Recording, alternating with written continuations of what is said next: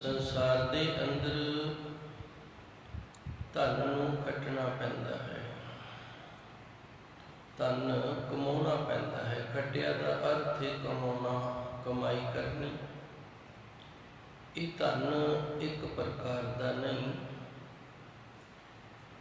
विद्या एक धन है, इनू कमाउणा पैंदा है। इसी तरह इज्जत भी एक धन है, इसनू भी कमाउणा पैंदा है। पैसा भी धन है, इसनू भी कमाउणा पैंदा है। भगती भी एक धन है, ये भी कमाउणी पैंदी है। आप जी नूं समझ आ जावे,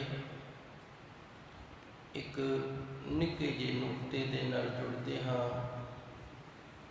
दास दी हड्ड बीती गाथा है। साडे स्कूल दे विच एक बच्चा फेल हो गया। उसकी माता आ गई, कहती जी मेरा बच्चा फेल हो गया है। स्टाफ ने कहा हाँ भाई तुहाडा बच्चा फेल हो गया है, पढ़ता नहीं इसलिए फेल हो गया है। उसने आख्या तुसी आउने हो, कुर्सियां ते बैठ के मुड़ जाते हो, जे पढ़ाओ तो फिर ही बच्चा पास होवे ना। जे तुसी बच्चे नूं पढ़ाओ तो फिर ही बच्चा पास होवे ना। सारा स्टाफ उस औरत के मूँह वाल वेखण लग गया भी इन्हें ये जो शब्द आखे ने ये किस वेश के शब्द आखे ने। फिर विचों किसी नूं जवाब भी देना पैंदा है। किसी ने जवाब दिता भाई बच्चा जिहड़ा तेरा ये दूजे बच्चों के नाल बह के जमात दे विच पढ़ता सी, वो भी तो बच्चे ने ना जिन्हां ने 100% नंबर प्राप्त किए ने, वो भी तो इसी जमात दे विच पढ़ते सन। जां तां तुसीं इस तरह कहो भी जदों क्लास लगती सी मेरे बच्चे नूं किसी अड कमरे दे विच बिठा दिता जांदा सी, इहदे नाल वितकरा कीता जांदा सी, इनू घट पढ़ाया जाता सी। फिर तो तुसी सारे स्टाफ ते दोष लाओ भी कुर्सी ते बैठ के मुड़ जाते ने, पढ़ाया नहीं। सारे बच्चे पास ने, तेरा बच्चा फेल है। इस दे विच जिहड़ा कसूर है वो तेरे ही बच्चे दा है। दूसरी गल रही कुर्सी दी, ये कुर्सी कमाउणी पैंदी है, ये कुर्सी कमाउणी पैंदी है, एवें कुर्सी ते नहीं बैठा जाता। ये पदवियां कमाउणियां पैंदियां ने। आप बैंक दे विच जाने हो जां किसी होर दफ्तर च जाने हो, जदों बैंक दे विच जाने हो आप देखते हो जिहड़ा मैनेजर हुंदा है उनका एक स्पैशल कैबन बनिया हुंदा है, उस दे विच स्पैशल तौर ते AC लग्या हुंदा है ते उनके कोल मिलण दे लई स्पैशल समा भी लेना पैंदा है। इन्हें कमाया है, इन्हें ये विद्या धन कमाया है। ये विद्या धन तो इसनूं ये सारियां सहूलतां सारे सुख ने जिहड़े वो मिले ने। जे ये ना पढ़िया हुंदा साडे वर्गा हुंदा तो ये भी हो सकदा किसी दी दिहाड़ी करदा फिरदा हुंदा। उस तरह ये कमाइयां ने, कमाइयां करनियां पैंदियां ने जीवन दे विच। जिन्नी कोई चंगी कमाई कर लैंदा है प्रभु परमात्मा उनकी उतनी ही ज़्यादा सुनता है। मनुख दे अंदर मेहनत करते समय खोट ना होवे, बेईमानी ना होवे, फिर उसकी कमाई दे विच बरकतां पैंदियां ने। प्रभु आप उसकी बांह पकड़दा है ते उसनूं दुनियावी ते अध्यात्मिक सुख ने जिहड़े वो सारे दिंदा है। इस तरह एक मनुख वो 500 रुपया दिहाड़ी कमाउंदा है तो उनदे विचों 300-400 रुपया आप खर्च दिंदा है, बाकी परिवार का खर्चा। वो आखे भी साल 2 सालों में मेरी कोठी पै जावे तो दसो कित्थों पाएगी। इस दे उल्ट 500 रुपया दिहाड़ी कमाउण वाला बड़े सरफे दे नाल जिंदगी जिਉਂ के अपने परिवार के संयोग के नाल जे 100 रुपया भी रोज़ का बचाउंदा है तो महीने साल दे विच 365 दिन हुंदे ने। हुण 365 नूं 100 ते गुणा कर लो, वेखो किन्ने पैसे बन गए, बड़ी माया बन जाती है। इस तरह धन गुरु अमरदास जी ने सानू ये दस्सिया भी कमाना पएगा, खटना पएगा। कमा लो, खट लो, इन्हां दा अर्थ इक्को ही है। खटिया दा अर्थ है कमाना, कमाना पैंदा है। इस तरह भाई पदवियां कमाउणियां पैंदियां ने वक्खो वक्खरियां।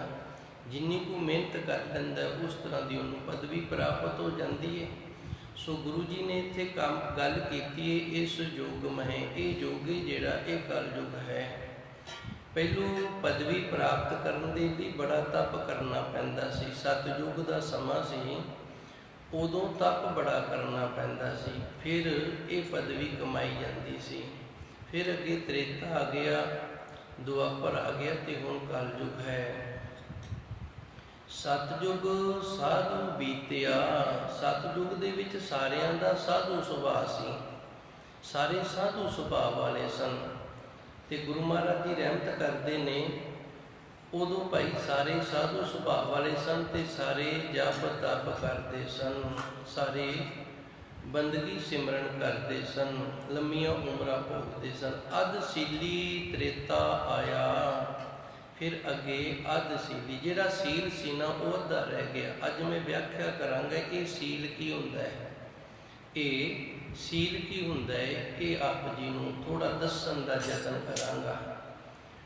असी लंगर ला दिंने हाँ, जिथे भी कोई मुसीबत हुंदी है, जिथे भी कोई प्रॉब्लम हुंदी है, लोड़ हुंदी है, उत्थे असी लंगर ला दिंने हाँ।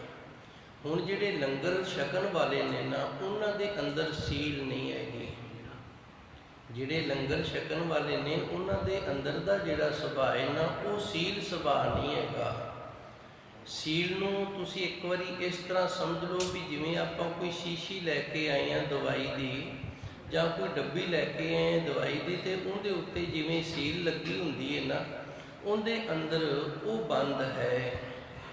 ते जदों उहदी सील टुट जे ना, उहदी सील खोल दईए, ते फिर वो सील बंद नहीं रहिंदी। वो दवाई है जिहड़ी वो जे डिगेगी, ढक्कन खुल जाएगा, तो उहदा डुੱਲਣ ਦਾ, तो फिर उहदे हवा पै जाएगी, उहदा खराब होने का भी डर है। इस तरह एक सुभाਅ मनुख का, उस सुभाਅ नूं सील आखिए। हुण लंगर छकण वालियां दे अंदर सील क्यों नहीं? उन्हां नूं ये लंगर है ना जिहड़ा, ये होटल लगदा जी, ये लंगर है जिहड़ा, ये होटल लगदा है भी वधिया हो गया है। ये सिखां ने इत्थे लंगर ला दिता है ते साडियां मौजां बन गईयां ने। पर नहीं, इस तरह नहीं। जिन्हां दे अंदर सील है ना, वो लंगर नूं गुरु का लंगर समझ के, जिवें आपां दरबार साहिब दे विचों देगे जिहड़ी, वो बड़ी शरधा भावना दे नाल छकदे आ ना, उन्हां दे अंदर बड़ी वड्डी शरधा भावना हुंदी जे। जितनी वड्डी शरधा भावना दे नाल असीं गुरु का लंगर छकांगे, उतना ही गुरु साडे ते ज़्यादा किरपा करेगा। कोई समा सी लंगर दा किनका जिहड़ा है ना, इस दे नाल जीवन सवर जांदा सी, बीमारियां दूर हो जांदियां सन। ते अज क्यों नहीं हुंदियां?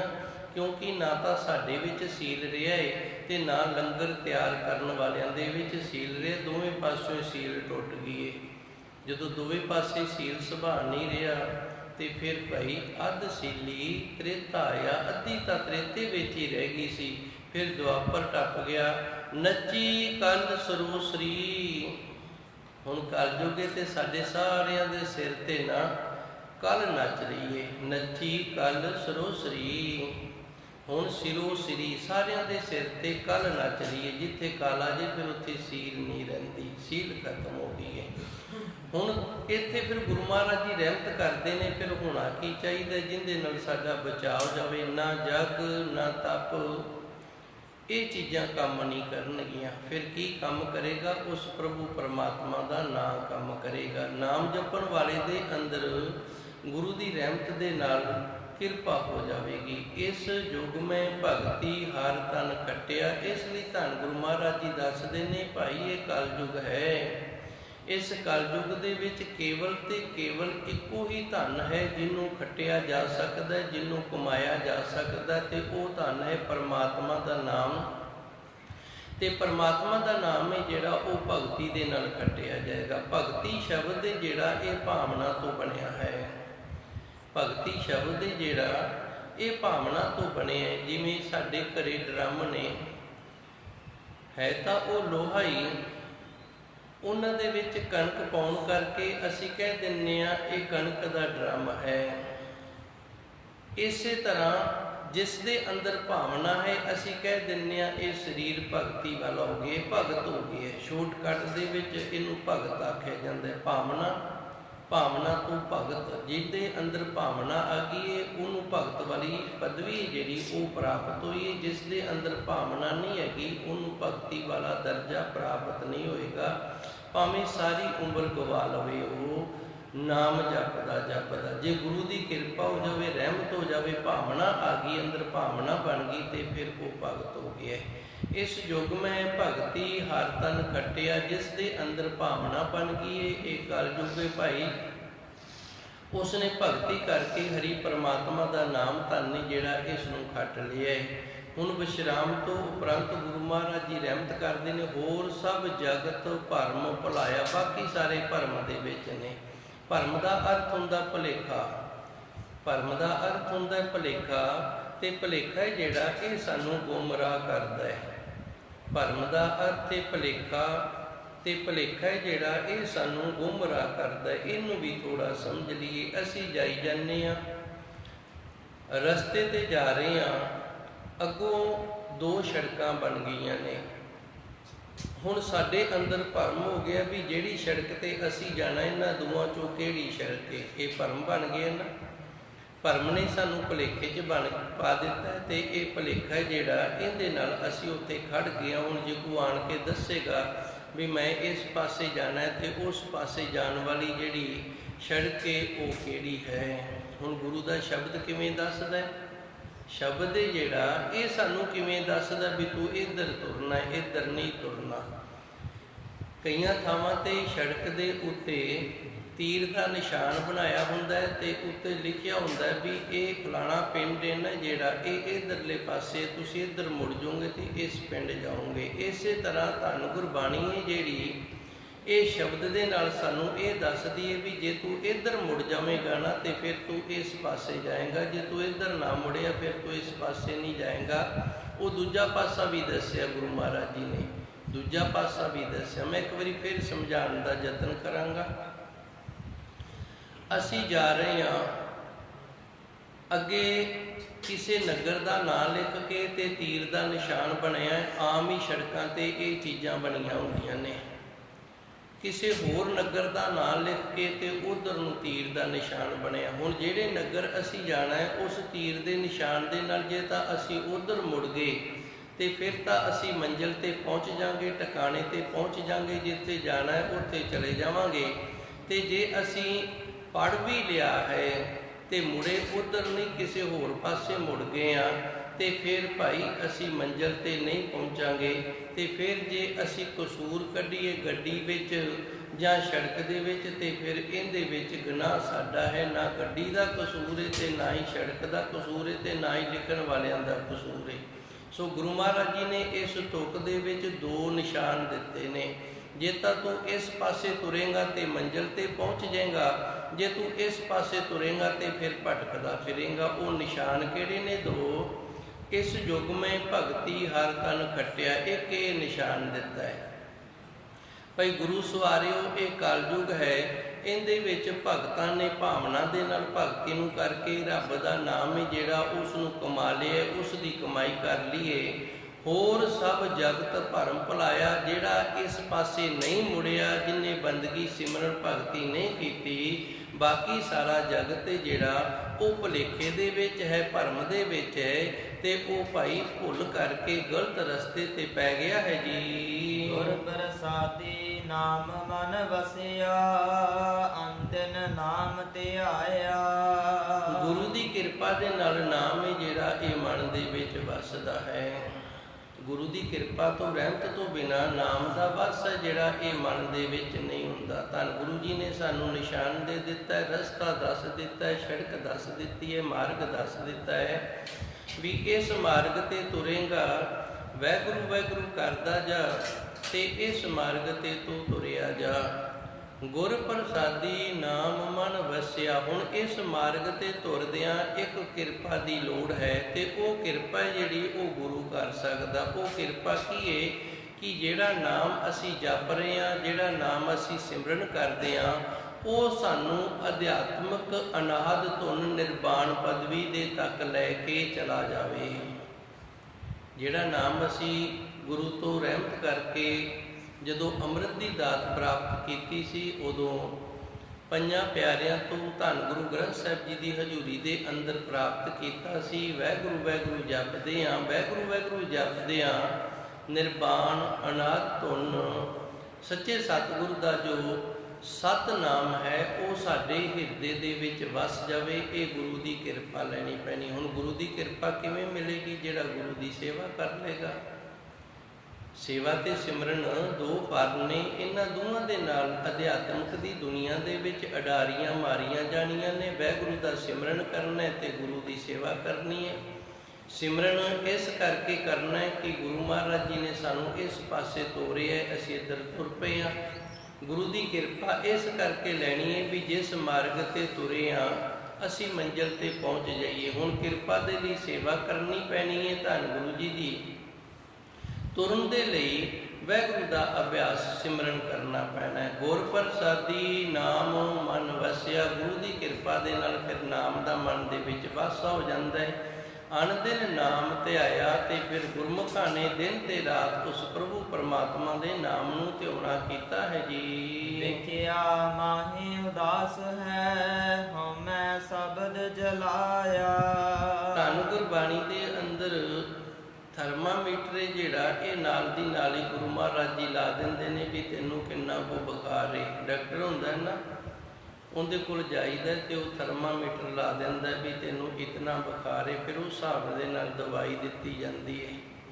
ਹੁਣ ਗੁਰੂ ਮਹਾਰਾਜ ਜੀ ਨੇ ਥਰਮਾਮੀਟਰ ਲਾ ਦਿੱਤਾ ਵੀ ਗੁਰੂ ਸਵਾਰਿਆ, ਜੇ ਤੇਰੇ ਅੰਦਰ ਦੀ ਇਸ ਤਰ੍ਹਾਂ ਦੀ ਅਵਸਥਾ ਬਣ ਗਈ ਹੈ ਤੇ ਫਿਰ ਤਾਂ ਠੀਕ ਹੈ, ਨਹੀਂ ਤਾਂ ਫਿਰ ਅਜੇ ਦੂਰੀ ਹੈ, ਅਜੇ ਕਮੀ ਹੈ। ਕਿਹੜੀ ਅਵਸਥਾ? ਵਿਖਿਆ ਮਾਹੇ ਉਦਾਸ ਹੈ। ਵਿਖਿਆ ਕੀ ਹੈ?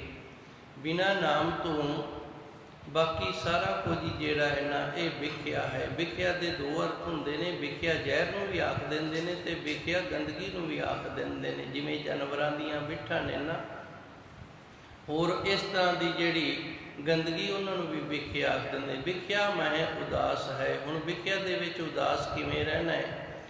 ਕਈ ਵਾਰੀ ਨਾ ਸਾਡੀ ਅਜੇ ਅਵਸਥਾ ਨਹੀਂ ਬਣੀ ਹੁੰਦੀ, ਇਸ ਤਰ੍ਹਾਂ ਦੀ ਉੱਚੀ ਸੁੱਚੀ ਅਵਸਥਾ ਨਹੀਂ ਬਣੀ ਹੁੰਦੀ ਤੇ ਉਸ ਸਮੇਂ ਫਿਰ ਅਸੀਂ ਵਿਖਿਆ ਦੇ ਵਿੱਚ ਨਹੀਂ ਰਹਿ ਸਕਦੇ। ਤੇ ਫਿਰ ਗੁਰੂ ਮਹਾਰਾਜ ਜੀ ਸਾਨੂੰ ਦੱਸਦੇ ਨੇ ਸਾਨੂੰ ਕੀ ਕਰਨਾ ਚਾਹੀਦਾ। ਸਾਨੂੰ ਪਾਸਾ ਕਰ ਜਾਣਾ ਚਾਹੀਦਾ ਹੈ। ਇੱਕ ਛੋਟੀ ਜੀ ਇਤਿਹਾਸਿਕ ਗਾਥਾ ਹੈ, ਪ੍ਰਸੰਗ ਹੈ, ਮੈਂ ਆਪ ਜੀ ਨੂੰ ਉਹਦੇ ਨਾਲ ਜੋੜ ਕੇ ਸਮਝਾਉਣ ਦਾ ਯਤਨ ਕਰਾਂਗਾ। ਹੋ ਸਕਦਾ ਆਪ ਜੀ ਨੂੰ ਸਮਝ ਆ ਜਾਵੇ। ਜਿਸ ਵਕਤ ਧੰਨ ਗੁਰੂ ਤੇਗ ਬਹਾਦਰ ਸਾਹਿਬ ਮਹਾਰਾਜ ਜੀ ਮਾਤਾ ਗੁਜਰ ਕੌਰ ਨੂੰ ਨਾਲ ਲੈ ਕੇ ਗਏ ਸਨ, ਅਜੇ ਆਨੰਦਪੁਰ ਸਾਹਿਬ ਨਹੀਂ ਸੀ ਵਸਾਇਆ, ਕੀਰਤਪੁਰ ਸਾਹਿਬ ਗਏ ਸਨ। ਜਦੋਂ ਕੀਰਤਪੁਰ ਸਾਹਿਬ ਗੁਰੂ ਤੇਗ ਬਹਾਦਰ ਸਾਹਿਬ ਜੀ ਮਾਤਾ ਗੁਜਰ ਕੌਰ ਦੇ ਨਾਲ ਇੱਕ ਸਮੇਂ ਪਹੁੰਚੇ, ਉਦੋਂ ਸ੍ਰੀ ਗੁਰੂ ਹਰਕ੍ਰਿਸ਼ਨ ਸਾਹਿਬ ਜੀ ਦੇ ਮਾਤਾ ਜੀ ਨੇ ਨਾ ਆਪਣੇ ਘਰ ਇਹਨਾਂ ਨੂੰ ਰੱਖ ਲਿਆ। ਬੜਾ ਸਤਿਕਾਰ ਹੋਇਆ, ਬੜੀ ਕਿਰਪਾ ਹੋਈ ਗੁਰੂ ਜੀ ਦੀ, ਬੜਾ ਸੇਵਾ ਦੇ ਵਿੱਚ ਲੱਗੇ। ਹੁਣ ਸੰਗਤਾਂ ਸਨ ਜਿਹੜੀਆਂ, ਉਹਨਾਂ ਨੇ ਮੌਜੂਦਾ ਗੁਰੂ ਤੇਗ ਬਹਾਦਰ ਸਾਹਿਬ ਜੀ ਸਨ ਤੇ ਇਹਨਾਂ ਦੇ ਚਰਨਾਂ ਦੇ ਉੱਤੇ ਆਣ ਕੇ ਝੁਕਣਾ ਸੀ। ਇਹਨਾਂ ਦੇ ਨਾਲ ਜਿਹੜਾ ਸਤਿਕਾਰ ਹੈ ਫਿਰ ਉਹ ਮਾਤਾ ਗੁਜਰ ਕੌਰ ਜੀ ਨੂੰ ਵੀ ਮਿਲਣ ਲੱਗ ਗਿਆ। ਹੁਣ ਜਦੋਂ ਮਾਤਾ ਗੁਜਰ ਕੌਰ ਜੀ ਨੂੰ ਸਤਿਕਾਰ ਮਿਲਣ ਲੱਗ ਗਿਆ ਤੇ ਧੰਨ ਸ੍ਰੀ ਗੁਰੂ ਹਰਕ੍ਰਿਸ਼ਨ ਸਾਹਿਬ ਜੀ ਦੇ ਜਿਹੜੇ ਮਾਤਾ ਜੀ ਸਨ, ਉਹਨਾਂ ਦੇ ਅੰਦਰ ਹੌਲੀ ਹੌਲੀ ਈਰਖਾ ਬਣਨ ਲੱਗ ਗਈ, ਦੁਵੈਸ਼ ਬਣਨ ਲੱਗ ਗਿਆ। ਹੌਲੀ ਹੌਲੀ ਇਹ ਕੰਮ ਵੱਧਦਾ ਜ਼ਿਆਦਾ ਵੱਧ ਗਿਆ ਤੇ ਮਾਤਾ ਗੁਜਰ ਕੌਰ ਜੀ ਨੇ ਬੇਨਤੀ ਕੀਤੀ, ਸੱਚੇ ਸਤਿਗੁਰ ਜੀ ਹੁਣ ਮੇਰਾ ਇੱਥੇ ਰਹਿਣਾ ਯੋਗ ਨਹੀਂ। ਤੇ ਧੰਨ ਗੁਰੂ ਤੇਗ ਬਹਾਦਰ ਸਾਹਿਬ ਜੀ ਨੇ ਫਿਰ ਮਾਤਾ ਗੁਜਰ ਕੌਰ ਨੂੰ ਇਹ ਆਖਿਆ, ਭਾਈ ਜਦੋਂ ਇੱਥੇ ਸਾਡਾ ਰਹਿਣਾ ਹੀ ਯੋਗ ਨਹੀਂ ਤੇ ਫਿਰ ਸਾਨੂੰ ਇੱਥੇ ਨਹੀਂ ਰਹਿਣਾ ਚਾਹੀਦਾ। ਫਿਰ ਅਨੰਦਪੁਰ ਸਾਹਿਬ ਦੀ ਧਰਤੀ ਗੁਰੂ ਤੇਗ ਬਹਾਦਰ ਸਾਹਿਬ ਜੀ ਨੇ ਇਹ ਜਗ੍ਹਾ ਖਰੀਦ ਕੇ ਤੇ ਉੱਥੇ ਵਸੇਬਾ ਕੀਤਾ ਸੀ। ਇਸ ਤਰ੍ਹਾਂ ਕਈ ਵਾਰੀ ਸਾਡੇ ਨਾਲ ਅੰਦਰ ਦੀ ਜਿਹੜੀ ਅਵਸਥਾ ਹੈ ਉਹ ਇਤਨੀ ਚੰਗੀ ਨਹੀਂ ਹੁੰਦੀ ਤੇ ਫਿਰ ਸਾਨੂੰ ਕਿਨਾਰਾ ਕਰ ਲੈਣਾ ਚਾਹੀਦਾ ਹੈ। ਵਿਖਿਆ ਮੈਂ ਉਦਾਸ ਹੈ, ਰਹਿਣਾ ਉਦਾਸ ਹੈ, ਵਿਕਾਰਾਂ ਤੋਂ ਬਰਿਆਈਆਂ ਤੋਂ ਹਉਮੈ ਸ਼ਬਦ ਜਲਾਇਆ, ਤੇ ਅੰਦਰ ਜਿਹੜੀ ਹਉਮੈ ਨਾ ਇਹ ਵੀ ਨਹੀਂ ਆਉਣ ਦੇਣੀ। ਅੰਦਰ ਹੰਗਤਾ ਜਿਹੜੀ ਹੰਕਾਰ ਹੈ ਇਹ ਵੀ ਨਹੀਂ ਆਉਣ ਦੇਣਾ। ਵਿਖਿਆ ਮੈਂ ਉਦਾਸ ਹੈ, ਹਉਮੈ ਸ਼ਬਦ ਜਲਾਇਆ। ਜਿਹੜੇ ਗੁਰੂ ਸਵਾਰੇ ਨੇ ਉਹ ਭਾਈ ਵਿਕਾਰਾਂ ਦੇ ਵਿੱਚ, ਬਰਿਆਈਆਂ ਦੇ ਵਿੱਚ ਵੀ ਰਹਿ ਜਾਂਦੇ ਨੇ, ਪਰ ਉੱਥੇ ਵੀ ਉਹ ਉਦਾਸ ਰਹਿੰਦੇ ਨੇ। ਸਾਡੇ ਵਰਗੇ ਤਾਂ ਵਿਕਾਰ ਵੇਖ ਕੇ ਉਦੋਂ ਨਾਲ ਦੀ ਨਾਲ ਹੋ ਸਕਦਾ ਮਨ ਦੇ ਵਿੱਚ ਖਿਆਲ ਬਣ ਜੇ ਵੀ ਆਪਾਂ ਵੀ ਇਵੇਂ ਕਰ ਲਈਏ, ਆਪਾਂ ਨੂੰ ਵੀ ਇਵੇਂ ਕਰ ਲੈਣਾ ਚਾਹੀਦਾ ਹੈ। ਵਿਖਿਆ ਮੈਂ ਉਦਾਸ ਹੈ, ਪਰ ਗੁਰਮੁਖ ਪਿਆਰਾ ਨਾ ਜਿਹੜਾ ਉਹ ਵਿਕਾਰਾਂ ਦੇ ਵਿੱਚ ਉਦਾਸ ਰਹਿੰਦਾ, ਭਾਵ ਉਧਰ ਮਨ ਨੂੰ ਨਹੀਂ ਜਾਣ ਦਿੰਦਾ। ਹਉਮੈ ਸ਼ਬਦ ਜਲਾਇਆ, ਤੇ ਇਸ ਤਰ੍ਹਾਂ ਅੰਦਰ ਹਉਮੈ ਵੀ ਨਹੀਂ ਆਉਣ ਦਿੰਦਾ ਵੀ ਮੈਂ ਇਹਨਾਂ ਵਿਕਾਰਾਂ ਤੋਂ ਬਚ ਗਿਆ। ਅਸੀਂ ਜੇ ਬਚ ਵੀ ਜਾਵਾਂਗੇ ਤੇ ਅੰਦਰ ਹਉਮੈ ਆ ਜਾਏਗੀ ਵੀ ਮੇਰੇ ਅੰਦਰ ਤਾਂ ਵਿਕਾਰ ਹੀ ਕੋਈ ਨਹੀਂ, ਮੈਨੂੰ ਵਿਕਾਰ ਕੋਈ ਨਹੀਂ ਸਕਿਆ। ਹਉਮੈ ਸ਼ਬਦ ਜਲਾਇਆ। ਗੁਰੂ ਸਵਾਰਿਆਂ ਨੇ ਨਾਮ ਜਪ ਕੇ, ਨਾਮ ਨੂੰ ਖੱਟ ਕੇ ਇਕੱਠੀ ਕੀਤੀ, ਧਨ ਕਮਾਏ ਨਾਮ ਦਾ, ਤੇ ਇਹਦੇ ਨਾਲ ਹਉਮੈ ਦਾ ਨਾਸ਼ ਕਰ ਲਿਆ ਹੈ ਜੀ। ਆਪ ਤਰਿਆ ਕੁਲ ਉਦਰੇ, ਧਨ ਜਨੇ ਦੀ ਮਾਇਆ। ਗੁਰੂ ਮਹਾਰਾਜ ਜੀ ਰਹਿਮਤ ਕਰਦੇ ਨੇ, ਆਪ ਇਹ ਤਰ ਗਏ ਹੈ। ਕਿਵੇਂ ਵੀ ਤਰਿਆ ਹੈ, ਭਾਵੇਂ ਰਹਿ ਕੇ ਤਰਿਆ ਹੈ, ਭਾਵੇਂ ਜਾ ਕੇ ਤਰਿਆ, ਆਪ ਤਰ ਗਿਆ ਹੈ। ਕੁਲ ਉਦਰੇ, ਤੇ ਆਪਣੀ ਕੁਲ ਦਾ ਵੀ ਭਲਾ ਕਰ ਗਿਆ। ਧਨ ਜਨੇਂਦੀ ਮਾਇਆ, ਇਸ ਦੀ ਮਾਇਆ ਨਾ ਜਿਹੜੀ ਉਹ ਧਨਤਾ ਦੇ ਯੋਗ ਹੈ।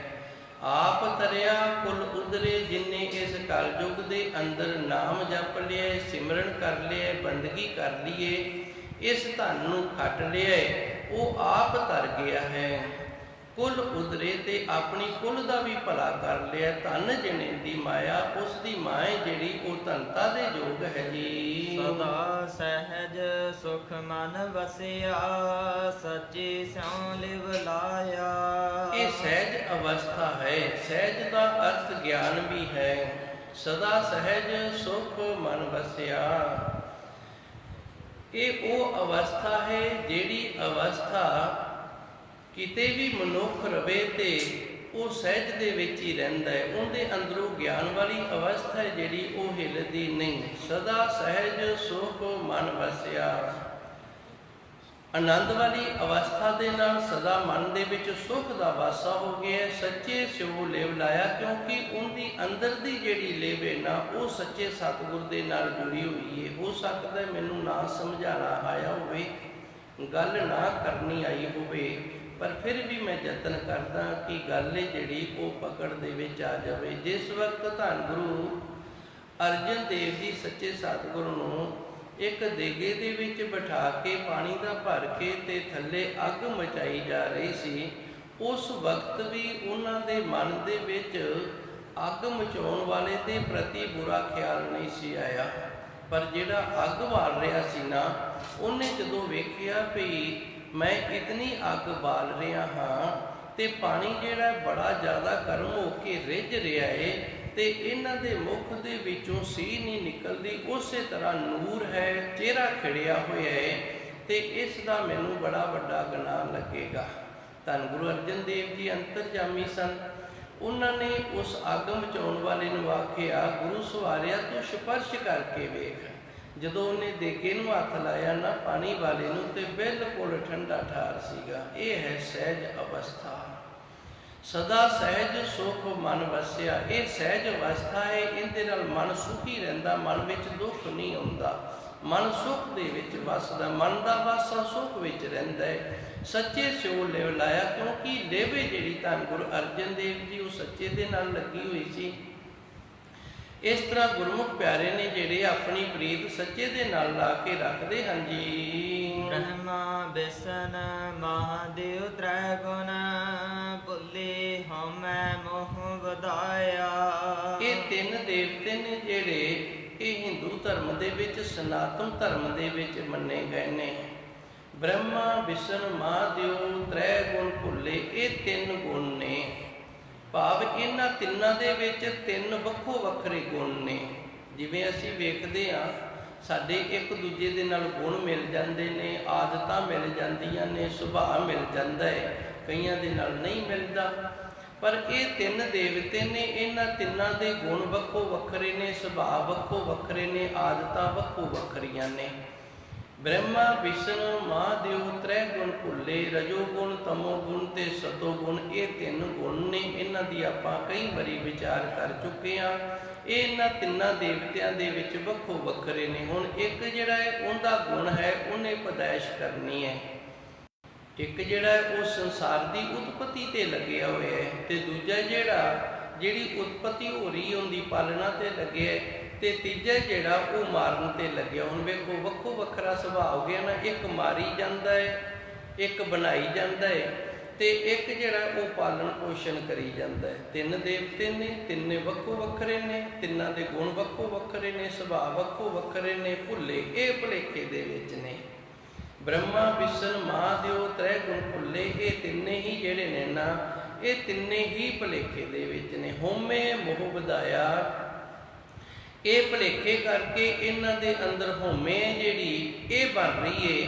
ਤੇ ਹਉਮੈ ਜਿਹੜੀ ਹੈ ਜਦੋਂ ਬਣ ਗਈ, ਮੋਹ ਵਧਾਇਆ, ਤੇ ਇਹਨਾਂ ਨੇ ਆਪਣੇ ਗੁਣਾਂ ਦੇ ਨਾਲ ਆਪਣਾ ਜਿਹੜਾ ਮੋਹ ਹੈ ਉਹ ਵਧਾ ਰੱਖਿਆ ਹੈ ਜੀ। ਪੰਡਤ ਪੜ ਪੜ ਮੋਨੀ ਭੁੱਲੇ, ਦੂਜੈ ਪਾਏ ਚਿਤ ਲਾਇਆ। ਹੁਣ ਅਸੀਂ ਜੋ ਪੜਾਂਗੇ ਨਾ ਉਹ ਹੀ ਸਿੱਖਾਂਗੇ। ਤੇ ਪੜਾਉਣ ਵਾਲਾ ਜਿਹੜਾ ਹੁੰਦਾ ਹੈ ਨਾ, ਜਿੰਦੀ ਲਿਖਤ ਪੜ੍ਹਦੇ ਆ, ਜਿੰਦੇ ਤੋਂ ਅਸੀਂ ਪੜ੍ਹਦੇ ਆ, ਉਹਨੂੰ ਗੁਰੂ ਆਖਿਆ ਜਾਂਦਾ ਹੈ। ਜਿੰਦੇ ਤੋਂ ਅਸੀਂ ਪੜ੍ਹਦੇ ਆ ਉਹਨੂੰ ਗੁਰੂ ਆਖਿਆ ਜਾਂਦਾ ਹੈ। ਜੋ ਸਾਨੂੰ ਪੜ੍ਹਾਉਂਦਾ ਹੈ ਉਹਨੂੰ ਗੁਰੂ ਆਖਿਆ ਜਾਂਦਾ ਹੈ। ਹੁਣ ਜਿੰਨੇ ਸਾਨੂੰ ਜੋ ਪੜ੍ਹਾਇਆ ਨਾ, ਅਸੀਂ ਉਹ ਹੀ ਪੜ੍ਹਾਂਗੇ। ਜਿੰਨੇ ਸਾਨੂੰ ਜੋ ਸਿਖਾਇਆ ਨਾ, ਅਸੀਂ ਉਹ ਹੀ ਸਿੱਖਾਂਗੇ। ਹੋਰ ਕਿਤੋਂ ਕੁਝ ਸਿੱਖਿਆ ਨਹੀਂ ਜਾਂਦਾ, ਬਾਹਰੋਂ ਕੁਝ ਪੜ੍ਹਿਆ ਨਹੀਂ ਜਾਂਦਾ। ਹੁਣ ਗੁਰੂ ਮਹਾਰਾਜ ਜੀ ਰਹਿਮਤ ਕਰਦੇ ਨੇ, ਤਿੰਨ ਦੇਵਤੇ ਨੇ, ਇਹਨਾਂ ਤਿੰਨਾਂ ਦੇਵਤਿਆਂ ਨੂੰ ਪੂਜਣ ਵਾਲੇ ਨੇ ਨਾ ਜਿਹੜੇ, ਉਹ ਪੰਡਤ ਨੇ। ਤੇ ਇਹਨਾਂ ਦੁਆਰਾ ਰਚਨਾ ਜਿਹੜੀ ਬ੍ਰਹਮੇ ਦੁਆਰਾ ਉਹ 4 ਵੇਦਾਂ ਦੀ ਏ। ਹੁਣ ਵੇਦਾਂ ਦੇ ਵਿੱਚ ਬ੍ਰਹਮੇ ਨੇ ਆਪਣੇ ਗੁਣ ਦੇ ਅਨੁਸਾਰ ਲਿਖਿਆ ਹੈ। ਮੈਂ ਇੱਕ ਵਾਰੀ ਦੁਬਾਰੇ ਸ਼ੁਰੂ ਤੋਂ ਜ਼ਰੂਰ ਦੱਸਾਂਗਾ ਕਿ ਆਪ ਜੀ ਨੂੰ ਗੱਲ ਹੈ ਜਿਹੜੀ ਉਹ ਸਮਝ ਆ ਜਾਵੇ। ਇੱਕ ਬੱਚਾ ਏ, ਉਹ ਜਿੰਦੇ ਕੋਲੇ ਪੜ੍ਹਦਾ ਹੈ ਨਾ, ਉਹਦਾ ਅਸਰ ਉਸ ਦੇ ਉੱਤੇ ਜ਼ਰੂਰ ਹੋਏਗਾ। ਜੇ ਉਸ ਦਾ ਸੁਭਾਅ ਚੰਗਾ ਹੈ ਤੇ ਬੱਚੇ ਦਾ ਸੁਭਾਅ ਕੁਦਰਤੀ ਚੰਗਾ ਹੋ ਜਾਏਗਾ। ਜੇ ਉਸ ਦਾ ਸੁਭਾਅ ਬੁਰਾ ਹੈ ਤੇ ਬੱਚੇ ਦਾ ਸੁਭਾਅ ਨਾ ਜਿਹੜਾ ਇਹ ਕੁਦਰਤੀ ਬੁਰਾ ਹੋ ਜਾਏਗਾ, ਬੁਰਾਈ ਵਾਲੇ ਪਾਸੇ ਚਲਾ ਜਾਏਗਾ। ਕਿਉਂਕਿ ਪੜ੍ਹਾਉਣ ਵਾਲਾ ਜਿਹੜਾ, ਉਸ ਤੋਂ ਬੱਚਾ ਜਿਹੜਾ ਇਹ ਪ੍ਰਭਾਵਿਤ ਹੁੰਦਾ ਹੈ। ਤੇ ਬੱਚਾ ਜੋ ਪੜ੍ਹ ਰਿਹਾ ਨਾ, ਉਸ ਪੜ੍ਹਾਈ ਤੋਂ ਵੀ ਪ੍ਰਭਾਵਿਤ ਹੁੰਦਾ ਹੈ। ਜਿਸ ਤਰ੍ਹਾਂ ਦੀ ਪੜ੍ਹਾਈ ਪੜ੍ਹੇਗਾ, ਜਿਸ ਤਰ੍ਹਾਂ ਦੀ ਵਿਦਿਆ ਪੜ੍ਹੇਗਾ, ਜੋ ਵੀ ਕਿਤਾਬਾਂ ਦੇ ਅੰਦਰੋਂ ਪੜ੍ਹੇਗਾ, ਉਹਦੇ ਅੰਦਰ ਉਸ ਚੀਜ਼ ਦਾ, ਉਸ ਤਰ੍ਹਾਂ ਦਾ ਗਿਆਨ ਹੈ ਜਿਹੜਾ ਉਹ ਹੋ ਜਾਵੇਗਾ। ਹੁਣ ਬ੍ਰਹਮਾ ਇਹਨੇ 4 ਵੇਦਾਂ ਦੀ ਰਚਨਾ ਕੀਤੀ ਹੈ। ਤੇ ਜਿਹੜੇ ਇਸ ਤਰ੍ਹਾਂ ਪ੍ਰਾਣ ਨੇ, ਉਹਨਾਂ ਦੇ ਵਿੱਚ ਵਿਸ਼ਨੂੰ ਆਦਿਕ ਦੇ ਜਿਹੜੇ ਪ੍ਰਸੰਗ ਨੇ ਉਹ ਨੇ, ਸ਼ਿਵ ਜੀ ਆਦਿਕ ਦੇ ਪ੍ਰਸੰਗ ਨੇ, ਸਿਮਰਤੀਆਂ ਨੇ, ਉਹਨਾਂ ਦੇ ਵਿੱਚ ਇਹਨਾਂ ਦੁਆਰਾ ਕੁਝ ਪੁਰਾਤਨ ਇਸ ਤਰ੍ਹਾਂ ਦੇ ਜਿਹੜੇ ਕੌਤਕ ਨੇ ਉਹ ਲਿਖੇ ਨੇ। ਤੇ ਪੜ੍ਹਨ ਵਾਲੇ ਨੂੰ ਆਖਿਆ ਜਾਂਦਾ ਹੈ ਪੰਡਤ ਵਿਦਵਾਨ। ਪੰਡਤ ਕੋਈ ਜਾਤ ਨਹੀਂ, ਪੰਡਤ ਦਾ ਅਰਥ ਹੁੰਦਾ ਵਿਦਵਾਨ, ਜਿਹੜਾ ਪੜ੍ਹਿਆ। ਹੁਣ ਜਿਹੜਾ ਪੜ੍ਹਿਆ ਉਹ ਇਹਨਾਂ ਸ਼ਾਸਤਰਾਂ ਨੂੰ ਪੜ੍ਹਦਾ ਹੈ, ਇਹਨਾਂ ਵੇਦਾਂ ਨੂੰ ਪੜ੍ਹਦਾ ਹੈ, ਇਹ ਜਿਹੜੇ ਇਹਨਾਂ ਦੇ ਪ੍ਰਾਣ ਨੇ ਉਹਨਾਂ ਨੂੰ ਪੜ੍ਹਦਾ ਹੈ। ਉਹਨਾਂ ਨੂੰ ਜਦੋਂ ਪੜ੍ਹਦਾ ਹੈ ਤੇ ਜੋ ਲਿਖਿਆ ਇਹਨੇ ਉਹ ਹੀ ਪੜ੍ਹਨਾ ਹੈ। ਤੇ ਲਿਖਿਆ ਜਾਂਦਾ ਆਪਣੇ ਅੰਦਰ ਦੇ ਗੁਣ ਦੇ ਅਨੁਸਾਰ। ਮੈਂ ਕਥਾ ਕਰ ਰਿਹਾ, ਧੰਨ ਗੁਰਬਾਣੀ ਦੀ ਕਥਾ ਕਰ ਰਿਹਾ। ਤੇ ਗੁਰੂ ਮਹਾਰਾਜ ਜੀ ਦੇ ਅੰਦਰ ਜਿਹੜਾ ਗੁਣ ਸੀ, ਜਿਹੜੀ ਵਡਿਆਈ ਸੀ, ਇਹਨਾਂ ਨੇ ਉਸ ਤਰ੍ਹਾਂ ਦੀ ਲਿਖਤ ਕੀਤੀ ਹੈ। ਮੈਂ ਸਿਰਫ ਸਮਝਾਉਣ ਦਾ ਯਤਨ ਕਰਾਂਗਾ। ਇਹਦੇ ਵਿੱਚ ਨਾ ਮੈਂ ਕਿਸੇ ਦੀ ਵੱਡੋਂ ਤੇ ਨਾ ਕਿਸੇ ਦੀ ਹੀਨਤਾ ਹੀ ਜਿਹੜੀ ਉਹ ਨਹੀਂ ਲੈ ਕੇ ਆਉਣ ਦਿਆਂਗਾ। ਕੋਸ਼ਿਸ਼ ਕਰਾਂਗਾ, ਫਿਰ ਵੀ ਜੇ ਕਿਤੇ ਹੋ ਜਾਵੇ ਨਾ ਤੇ ਮਾਫ ਕਰ ਦਿਓ। ਧੰਨ ਗੁਰਬਾਣੀ ਹੈ, ਗੁਰੂ ਮਹਾਰਾਜ ਜੀ ਸੱਚੇ ਸਤਿਗੁਰੂ ਦੀ ਬਾਣੀ ਹੈ। ਤੇ ਗੁਰੂ ਮਹਾਰਾਜ ਜੀ ਦੇ ਅੰਦਰ ਜਿਹੜੀ ਵਡਿਆਈ ਸੀ, ਉਸ ਵਡਿਆਈ, ਉਸ ਗੁਣ ਦੇ ਅਨੁਸਾਰ ਗੁਰੂ ਮਹਾਰਾਜ ਜੀ ਨੇ ਇਹ ਗੁਰਬਾਣੀ ਨੂੰ ਦਰਜ ਕੀਤਾ ਹੈ। ਹੁਣ ਉਹ ਗੁਣੇ ਜਿਹੜਾ ਗੁਰੂ ਮਹਾਰਾਜ ਜੀ ਦਾ, ਗੁਰੂ ਜੀ ਦੀ ਜਿਹੜੀ ਵਡਿਆਈ ਹੈ, ਜਿਹੜਾ ਵੀ ਕੋਈ ਕਥਾਵਾਚਕ ਕਥਾ ਕਰਦਾ ਨਾ, ਉਹਦਾ ਗੁਣੇ ਜਿਹੜਾ ਉਹਨੇ ਜਿਸ ਤਰ੍ਹਾਂ ਦੇ ਗੁਰੂ ਤੋਂ ਪੜ੍ਹਿਆ ਹੈ, ਜਿਸ ਤਰ੍ਹਾਂ ਦੇ ਗੁਰੂ ਤੋਂ ਸਿੱਖਿਆ ਹੈ ਨਾ, ਉਹ ਸੰਗਤਾਂ ਦੇ ਉੱਤੇ ਜ਼ਰੂਰ ਪ੍ਰਭਾਵ ਪਵੇਗਾ। ਥੋੜ੍ਹਾ ਜਿਹਾ ਪ੍ਰਭਾਵ ਵੀ ਜਿਹੜਾ ਉਹ ਜ਼ਰੂਰ ਬਦਲ ਜਾਏਗਾ। ਜਿਹੜਾ ਕਥਾਵਾਚਕ ਹੁੰਦਾ ਹੈ, ਗਿਆਨੀ ਸਿੰਘ ਹੁੰਦਾ ਹੈ, ਉਹ ਜਦੋਂ ਕਥਾ ਕਰਦਾ ਉਹ ਕਿੱਥੋਂ ਪੜ੍ਹਿਆ ਹੈ, ਕਿਸ ਤਰ੍ਹਾਂ ਉਹਨੇ ਪੜ੍ਹਿਆ, ਕਿੰਨੀ ਕੁ ਮਿਹਨਤ ਕੀਤੀ ਹੈ, ਇਹ ਸਾਰੀਆਂ ਗੱਲਾਂ ਨੇ ਜਿਹੜੀਆਂ ਸੰਗਤ ਨੂੰ ਪ੍ਰਭਾਵਿਤ ਕਰਨਗੀਆਂ। ਸੰਗਤ ਨਾਲ ਦੀ ਨਾਲ ਜਿੱਥੇ ਗੁਰੂ ਮਹਾਰਾਜ ਜੀ ਦੇ ਗੁਣਾਂ ਤੋਂ ਪ੍ਰਭਾਵਿਤ ਹੁੰਦੀ ਹੈ, ਉੱਥੇ ਕਥਾ ਕਰਨ ਵਾਲੇ ਦੇ ਗੁਣਾਂ ਤੋਂ ਵੀ ਪ੍ਰਭਾਵਿਤ ਹੁੰਦੀ ਹੈ। ਜਿਵੇਂ ਮੇਰੇ ਅੰਦਰ ਬੜੀ ਵੱਡੀ ਈਰਖਾ ਹੈ, ਮੇਰੇ ਅੰਦਰ ਬੜਾ ਵੱਡਾ ਦੁਵੈਸ ਹੈ, ਤੇ ਇਸ ਤੋਂ ਤੁਸੀਂ ਵੀ ਪ੍ਰਭਾਵਿਤ ਹੋਵੋਗੇ। ਮੇਰਾ ਮਨ ਇਕਾਗਰ ਨਹੀਂ ਹੁੰਦਾ, ਮੈਂ ਸਿਮਰਨ ਨਹੀਂ ਕਰਦਾ, ਬੰਦਗੀ ਨਹੀਂ ਕਰਦਾ, ਨਿਤਨੇਮ ਨਹੀਂ ਕਰਦਾ, ਤੇ ਤੁਸੀਂ ਵੀ ਪ੍ਰਭਾਵਿਤ ਹੋਵੋਗੇ ਇਸ ਗੱਲ ਤੋਂ। ਪੰਡਤ ਪੜ੍ਹ ਮੁਨੀ ਭੁੱਲੇ, ਪੜ੍ਹਨ ਵਾਲੇ ਨੇ ਨਾ ਜਿਹੜੇ ਵਿਦਵਾਨ, ਉਹ ਇਹਨਾਂ ਵੇਦਾਂ ਸ਼ਾਸਤਰਾਂ ਨੂੰ ਪੜ੍ਹ ਕੇ, ਤੇ ਮੁਨੀ ਜਿਨ੍ਹਾਂ ਨੇ ਮਨ ਨੂੰ ਮੋਹਨ ਦੇ ਲਈ ਧਾਰਨ ਕੀਤਾ ਹੋਇਆ ਹੈ, ਜਿਨ੍ਹਾਂ ਨੇ ਮਨ ਦੇ ਵਿੱਚ ਮੋਹਨ ਧਾਰਨ ਕੀਤਾ ਹੋਇਆ, ਭੁੱਲੇ, ਇਹ ਸਾਰੇ ਭੁੱਲੇ ਨੇ। ਦੂਜੇ ਭਾਏ ਚਿਤ ਲਾਇਆ। ਹੁਣ ਗੁਰੂ ਜੀ ਇਹ ਵੀ ਦੱਸਦੇ ਨੇ ਵੀ ਭੁੱਲੇ ਕਿਉਂ ਨੇ, ਕਿਉਂਕਿ ਗੁਰਬਾਣੀ ਦੇ ਅੰਦਰ ਦੋਵੇਂ ਤੀਰ ਦਿੱਤੇ ਨੇ, ਦੋਵੇਂ ਨਿਸ਼ਾਨ ਦਿੱਤੇ ਨੇ ਵੀ ਇੱਧਰ ਮੁੜੋਗੇ ਤੇ ਇੱਥੇ ਪਹੁੰਚੋਗੇ, ਤੇ ਇੱਧਰ ਮੁੜੋਗੇ ਤੇ ਇੱਥੇ ਪਹੁੰਚੋਗੇ। ਹੁਣ ਗੁਰੂ ਮਹਾਰਾਜ ਜੀ ਦੂਜਾ ਇਸ਼ਾਰਾ ਦੱਸਦੇ ਨੇ, ਦੂਜੇ ਭਾਏ ਚਿਤ ਲਾਇਆ। ਭੁੱਲੇ ਕਿਉਂ ਨੇ, ਰਸਤਾ ਕਿਉਂ ਭਟਕ ਗਏ ਨੇ, ਕਿਉਂਕਿ ਇਹਨਾਂ ਵੇਦਾਂ ਸ਼ਾਸਤਰਾਂ ਦੇ ਪੜ੍ਹਨ ਦੇ ਨਾਲ ਅੰਦਰ ਦੀ ਜਿਹੜੀ ਭਾਵਨਾ ਹੈ ਨਾ, ਉਹ ਦੂਜੀ ਹੋ ਜਾਂਦੀ ਹੈ। ਰੱਬ ਨੂੰ ਛੱਡ ਕੇ ਬਾਕੀ ਸਾਰਾ ਕੁਝ ਹੀ ਦੂਜਾ ਹੈ। ਪਰਮਾਤਮਾ ਨੂੰ ਛੱਡ ਕੇ, ਰੱਬ ਦੀ ਗੱਲ ਛੱਡ ਕੇ ਬਾਕੀ ਸਾਰਾ ਕੁਝ ਹੀ ਦੂਜਾ ਹੈ।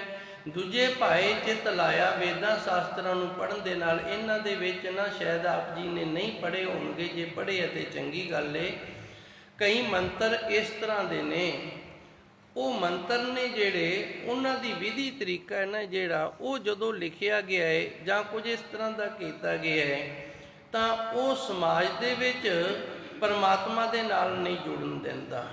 ਕਈ ਮੰਤਰ ਇਸ ਤਰ੍ਹਾਂ ਦੇ ਨੇ, ਵੇਦਾਂ ਸ਼ਾਸਤਰਾਂ ਦੇ ਵਿੱਚ ਲਿਖੇ ਹੋਏ ਨੇ, ਉਹਨਾਂ ਨੂੰ ਵਸ਼ੀਕਰਨ ਮੰਤਰ ਆਖਦੇ ਨੇ, ਕਿਸੇ ਨੂੰ ਵਸ਼ ਦੇ ਵਿੱਚ ਕਰ ਲੈਣਾ। ਮੈਂ ਜ਼ਿਆਦਾ ਖੁਲਾਸਾ ਨਹੀਂ ਕਰਨਾ ਚਾਹੁੰਦਾ, ਕਿਉਂਕਿ ਜਿਸ ਤਰ੍ਹਾਂ ਦੀ ਅਸੀਂ ਗੱਲ ਸੁਣਦੇ ਹਾਂ ਨਾ, ਕੁਦਰਤੀ ਸਾਡਾ ਮਨ ਇਹਨਾਂ ਜਿਹੜਾ ਫਿਰ ਉਸ ਪਾਸੇ ਨੂੰ ਖਿੱਚਿਆ ਜਾਂਦਾ, ਉਸ ਪਾਸੇ ਨੂੰ ਲੱਗ ਜਾਂਦਾ ਹੈ। ਦੂਜੇ ਭਾਏ ਚਿਤ ਲਾਇਆ। ਹੁਣ ਜਿਹੜੇ ਵੇਦਾਂ ਸ਼ਾਸਤਰਾਂ ਨੂੰ ਪੜ੍ਹਨ ਵਾਲੇ ਨੇ, ਵੇਦਾਂ ਸ਼ਾਸਤਰਾਂ ਨੇ ਨਾਮ ਦੇ ਨਾਲ ਨਹੀਂ ਜੋੜਿਆ।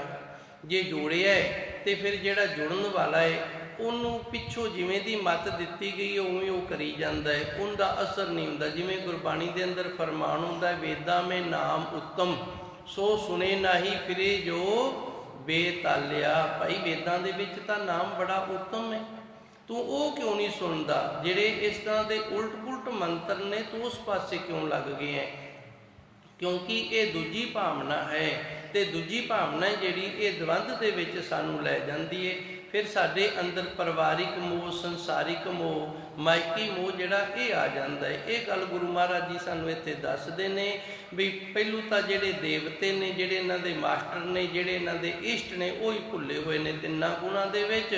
ਉਹਨਾਂ ਦੇ ਅੰਦਰ ਹਉਮੈ ਤੇ ਮੋਹ ਵਧਾਇਆ ਹੋਇਆ ਹੈ। ਫਿਰ ਜਿਹੜੀ ਮਗਰ ਪਬਲਿਕ ਕੇ ਪੜ੍ਹਨ ਵਾਲੀ ਵਿਦਵਾਨ ਇਹਨਾਂ ਨੂੰ ਪੜ੍ਹਦੇ ਨੇ, ਉਹ ਵੀ ਭੁੱਲੇ ਨੇ, ਕਿਉਂਕਿ ਇਹਨਾਂ ਨੇ ਰੱਬ ਦੇ ਨਾਲੋਂ ਤੋੜ ਕੇ ਤੇ ਦੂਜੇ ਪਾਸੇ ਲਾ ਦਿੱਤਾ ਹੈ ਜੀ। ਜੋਗੀ ਜੰਗਮ ਸੰਨਿਆਸੀ ਭੁੱਲੇ, ਵਿਨ ਗੁਰ ਤਤ ਨਾ ਪਾਇਆ। ਧੰਨ ਗੁਰੂ ਜੀ ਰਹਿਮਤ ਕਰਦੇ ਨੇ, ਕੇਵਲ ਇਹ ਨਹੀਂ, ਜੋਗੀ ਨੇ ਨਾ ਜਿਹੜੇ ਉਹ ਵੀ ਭੁੱਲੇ ਨੇ, ਜੰਗਮ ਵੀ ਭੁੱਲੇ ਨੇ, ਤੇ ਸੰਨਿਆਸੀ ਵੀ ਭੁੱਲੇ ਨੇ। ਜੋਗੀ, ਜੰਗਮ, ਸਰੇਵੜੇ, ਸੰਨਿਆਸੀ 6-4 ਇਸ ਤਰ੍ਹਾਂ ਇਹਨਾਂ ਦੀ ਗਿਣਤੀ ਇੱਕ ਦੋਹਰੇ ਦੇ ਵਿੱਚ ਸਾਡੇ ਵਿਦਿਆ ਦਾਤੇ ਨੇ ਨਾ ਜਿਹੜੇ, ਜਿਹੜੀਆਂ ਗੱਲਾਂ ਨਹੀਂ ਸਮਝਾਦ ਹੁੰਦੀਆਂ ਉਹਨਾਂ ਦਾ ਫਿਰ ਦੋਹਰਾ ਬਣਾ ਦਿੰਦੇ, ਸਵਈਆ ਬਣਾ ਦਿੰਦੇ, ਤੇ ਫਿਰ ਸਾਨੂੰ ਉਹ ਯਾਦ ਕਰਾਉਂਦੇ। ਜੋਗੀ, ਜੰਗਮ, ਸੰਨਿਆਸੀ ਭੁੱਲੇ, ਇਹ ਵੀ ਭੁੱਲੇ ਹੋਏ ਨੇ। ਬਿਨ ਗੁਰ ਤਤ ਨਾ ਪਾਇਆ। ਹੁਣ ਜੇ ਚੰਗਾ ਗੁਰੂ ਮਿਲੇ ਇਹਨਾਂ ਨੂੰ ਦੱਸਣ ਵਾਲਾ, ਤੇ ਫਿਰ ਹੀ ਇਹਨਾਂ ਨੂੰ ਤਤ ਗਿਆਨ ਦੀ ਪ੍ਰਾਪਤੀ ਹੋਵੇ। ਜਿਵੇਂ ਪਿੱਛੋਂ ਕਰਦੇ ਆਏ ਨੇ, ਉਸੇ ਲੀਹ ਨੂੰ ਅੱਗੇ ਪਿੱਟੀ ਜਾਂਦੇ ਨੇ।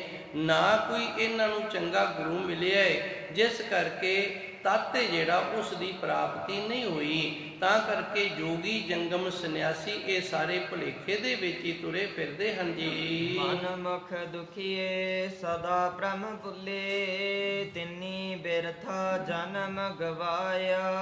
ਧੰਨ ਗੁਰੂ ਜੀ ਰਹਿਮਤ ਕਰਦੇ ਨੇ, ਇਹੀ ਮਨਮੁਖ ਧਾਈ ਹੈ। ਦੁਖੀਏ ਸਦਾ, ਇਹ ਮਨਮੁਖ ਧਾਈ ਹੈ। ਤੇ ਇਸ ਤਰ੍ਹਾਂ ਮਨੁੱਖ ਜਿਹੜਾ ਆਪਣੇ ਜੀਵਨ ਦੇ ਵਿੱਚ ਦੁਖੀ ਹੁੰਦਾ ਸਦੀਵੀ ਭਰਮ ਭੁੱਲੇ, ਕਿਉਂਕਿ ਭਰਮ ਨੇ ਇਸ ਨੂੰ ਭੁਲੇਖਾ ਪਾ ਕੇ ਤੇ ਭੁਲਾ ਦਿੱਤਾ ਹੈ। ਤਿੰਨੀ ਬਿਰਥਾ ਜਨਮ ਗਵਾਇਆ, ਜਿਹੜਾ ਭਰਮ ਦੇ ਭੁਲੇਖੇ ਦੇ ਨਾਲ ਭੁੱਲ ਗਿਆ, ਉਹਦਾ ਜੀਵਨ ਹੈ ਜਿਹੜਾ ਉਹ ਵਿਅਰਥ ਦੇ ਵਿੱਚ ਚਲਾ ਗਿਆ ਹੈ ਜੀ। ਨਾਨਕ ਨਾਮ ਰਤੇ ਸਈ ਜਨ ਸਮਦੇ, ਜੇ ਆਪੇ ਬਖਸ਼ ਮਿਲਾਇਆ। ਧੰਨ ਗੁਰੂ ਜੀ ਰਹਿਮਤ ਕਰਦੇ ਨੇ, ਜਿਹੜਾ ਨਾਮ ਦੇ ਵਿੱਚ ਰੰਗਿਆ ਗਿਆ ਹੈ ਨਾ, ਉਹ ਸੁਧਰ ਗਿਆ। ਸਮਝਦੇ ਦਾ ਅਰਥ ਹੁੰਦਾ ਸੁਧਾਰ ਹੋ ਜਾਣਾ, ਸੁਧਰ ਜਾਣਾ। ਨਾਨਕ ਨਾਮ ਰਤੇ ਸਹੀ ਜਨ ਸਮਝਦੇ, ਜਿਹੜੇ ਪ੍ਰਮਾਤਮਾ ਵਾਹਿਗੁਰੂ ਦੇ ਨਾਮ ਦੇ ਵਿੱਚ ਰੰਗੇ ਗਏ ਨੇ, ਉਹ ਗੁਰਸਿੱਖ ਨੇ ਜਿਹੜੇ, ਉਹਨਾਂ ਦਾ ਸੁਧਾਰ ਹੋ ਗਿਆ ਹੈ। ਜੇ ਆਪੇ ਬਖਸ਼ ਮਿਲਾਇਆ, ਇਹ ਹੋਏਗਾ ਤਾਂ ਜੇ ਗੁਰੂ ਆਪ ਕਿਰਪਾ ਕਰੇਗਾ, ਸਾਨੂੰ ਬਖਸ਼ ਲਵੇਗਾ ਤੇ ਆਪਣੇ ਵਿੱਚ ਮਿਲਾ ਲਵੇਗਾ। ਇਹ 8ਵੀਂ ਪੌੜੀ ਦਾ ਪਹਿਲਾ ਸ਼ਲੋਕ ਸੀ, ਜਿਸ ਦੀਆਂ ਆਪ ਸੰਗਤਾਂ ਨੇ ਵਿਚਾਰਾਂ ਸਰਵਣ ਕੀਤੀਆਂ ਨੇ। ਅੱਗੇ ਦੂਸਰਾ ਸ਼ਲੋਕ ਹੈ ਤੇ ਤੀਸਰਾ ਵੀ ਸ਼ਲੋਕ ਹੈ। ਇਸ ਵਾਹਿਗੁਰੂ ਜੀ ਦੂਸਰਾ ਸ਼ਲੋਕ ਹੈ, 3 ਸ਼ਲੋਕ ਉਸ ਤੋਂ ਅਗਲੀ ਪੌੜੀ ਦੇ ਨੇ ਭੁਲੇਖੇ ਨਾਲ ਦੱਸਿਆ ਗਿਆ ਹੈ। ਇਹਦੇ 2 ਸ਼ਲੋਕ ਨੇ, ਅੱਗੇ ਦੂਜਾ ਸ਼ਲੋਕ ਤੇ ਪੌੜੀ ਹੈ, ਉਹ ਗੁਰੂ ਮਹਾਰਾਜ ਜੀ ਆਉਣ ਵਾਲੇ ਸਮੇਂ ਦੇ ਵਿੱਚ ਆਪ ਸੇਵਾ ਲੈ ਲੈਣਗੇ। ਅੱਜ ਦੇ ਲਈ ਇਤਨੀ ਕੁ ਸੇਵਾ ਸੰਗਤਾਂ ਨੇ ਪ੍ਰਵਾਨ ਕਰਨੀ। ਧੰਨ ਗੁਰੂ ਜੀ ਰਹਿਮਤ ਕਰਨ, ਆਪ ਸੰਗਤਾਂ ਦਾ ਸਰਵਣ ਕੀਤਾ ਸਫਲਾ ਹੋਵੇ। ਦਾਸਰਿਆਂ ਦੀਆਂ ਹਾਜ਼ਰੀਆਂ ਗੁਰੂ ਮਹਾਰਾਜ ਜੀ ਦੇ ਦਰ ਤੇ ਦਰ ਪ੍ਰਵਾਨ ਹੋਣ। ਸਾਡੇ ਸਾਰਿਆਂ ਦੇ ਅੰਦਰ ਸ਼ਾਂਤੀ ਹੋਵੇ। ਅਸੀਂ ਸਾਰੇ ਆਪਣਾ ਜੀਵਨ ਜਿਹੜਾ ਇਹ ਸੁੱਖ ਤੇ ਸ਼ਾਂਤੀ ਦੇ ਨਾਲ ਗੁਜ਼ਾਰਨਾ ਕਰੀਏ। ਵਾਹਿਗੁਰੂ ਜੀ ਕਾ ਖਾਲਸਾ, ਵਾਹਿਗੁਰੂ ਜੀ ਕੀ ਫਤਿਹ। ਤੂੰ ਠਾਕ